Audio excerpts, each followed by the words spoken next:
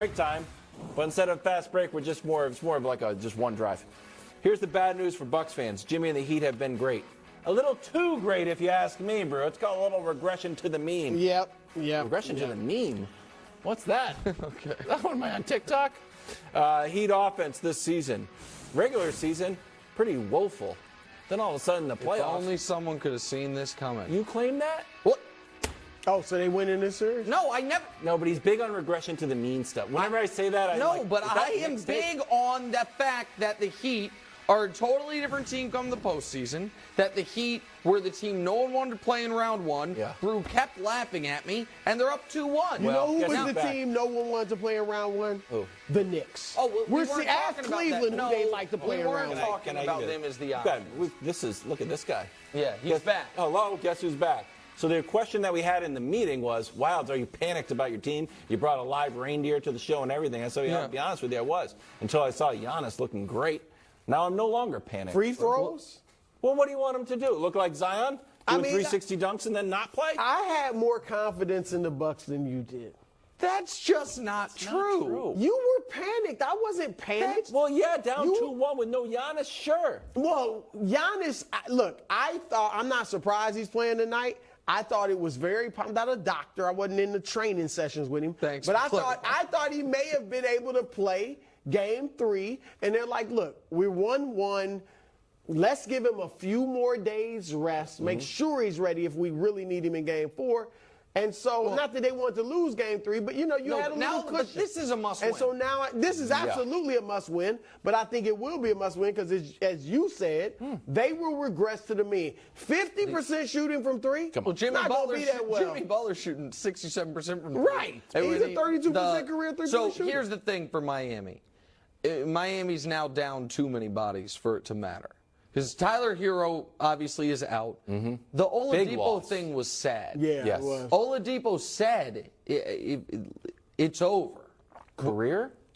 I'm saying when he got hurt, he grabbed his knee and said to his teammate, it's over. Now, I don't know what he's talking about, but he clearly knew he had that same knee repeatedly. And listen, the guy was number 2 pick of a draft, 10-year career, but injuries have marred this part of it. Lowry's there, but not playing well. Now you're seeing a slight Duncan Robinson renaissance for the first time in a couple years, but I don't think they have enough bodies in order for. However, that assumes, Brew, that Giannis is going to be close to fully operational. Because what you guys are saying, I think is true, which is Giannis could have been pushed to play game 3. They were extra cautious. Yep. They lost. However, I'm not going to remove as a possibility that it's not that at all. That Giannis was not able to play game 3 and is not going to be fully ready tonight, but that they are going to push him there, Brew, because we have to win this game. So it is a must-win. There's no doubt. Yeah. What's up? Well, this is a big day. You know when I do this? What's going on? Aaron Rodgers traded. We'll be back after the break to discuss. Okay. I'm going to go research. Wow. Let's do it. Also tonight, Dillon Brooks will be back on the court after being villainized and ejected. Take a listen. The media making me a villain, the fans making me a villain, and then that just creates a whole different persona on me. So now you think I intended to hit LeBron James in the I'm playing basketball, I'm a basketball player. So if I intended, and that's whatever is in the flagrant 2 category of having a flagrant 2, and you think I did that, that means you think I'm that type of person. I don't think he did it on purpose, bro. I would tend to agree. Does he think that we think he did it on purpose? Well, he got ejected because the refs thought he did it on purpose. Well, it's excessive. Well, I also think the refs knew that a few days ago James Harden got ejected for the same thing. I agree. So I think that, like the NBA, I think they should have distanced themselves from all that happened last week, those terrible calls, and start over. It seems like they're just, hey, that's the precedent that's been set. Let's go with it. Especially when you got a guy with Dillon Brooks. And I know we're going to talk about this game tonight specifically, but can I give a counterpoint to that? We have had 4 significant moments of flagrant, is he going to be thrown out, is he not going to be thrown out in these playoffs. 3 of the 4 have involved the most flagrant foul-prone players we have in the league. Brooks, Draymond, and Embiid. Harden's, I think, was ridiculous, and I think the refs knew they had screwed up in not throwing out Embiid, and so they threw out Harden. That whole game, I thought it was poorly officiated. I was in the stands for it. The whole thing was bad. But guys, the track record and the history matters on these things, and certain guys have lost the benefit of the doubt. And Dillon Brooks reaching for the ball with his offhand, backhanded, is not going for a steal. What you think he did it on purpose? I'm saying he wasn't going for a steal.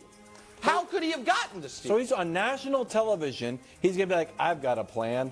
Bop LeBron in the Akron, Ohio.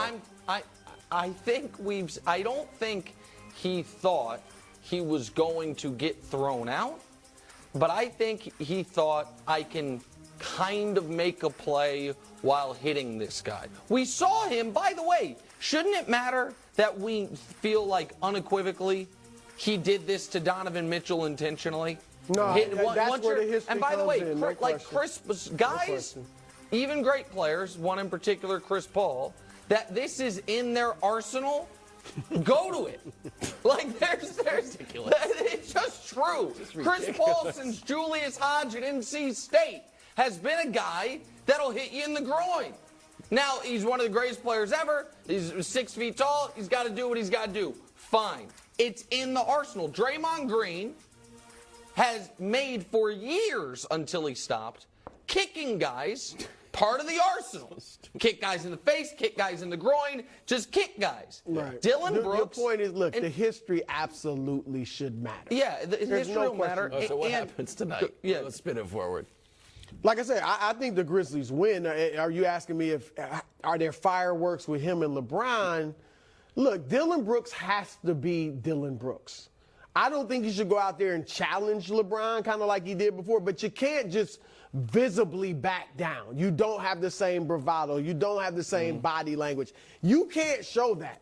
You have to go out there with your swagger and do what you do. What does he do? He plays defense. But this series he hasn't. Well, you got to do the best you can. He does what he does. He's a valuable player, member of that team, especially with the the 2 players now that they have injured, Brandon Clark and Steven Adams. So I think my point is, Nick, he has to be confident.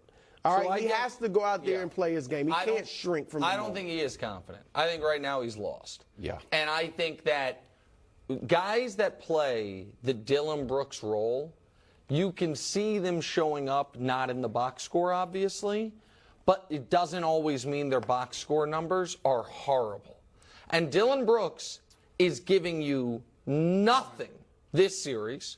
He is adding can we show his numbers again, Hubs, if that's possible? He's giving you negative value. LeBron is shooting 65% against him. He's not rebounding. He's not assisting. He's not scoring, but he is shooting. Yeah.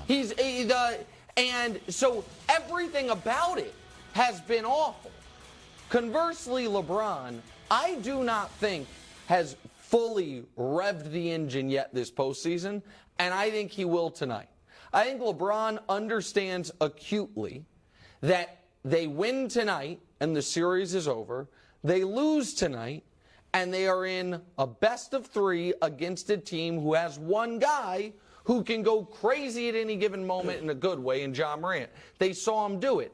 And that is, I would argue, the one position the Lakers have the most trouble guarding, which is the amazing point of attack guard. Why De'Aaron Fox, I thought, could have some success against the Lakers. Same reason Ja could have some success against the Lakers. Steph's a different type of player, but he obviously I could think as well. LeBron plays the way he's been playing. I think Memphis would love for him, as we talked about last week, to go out there and rev the engine. If you mean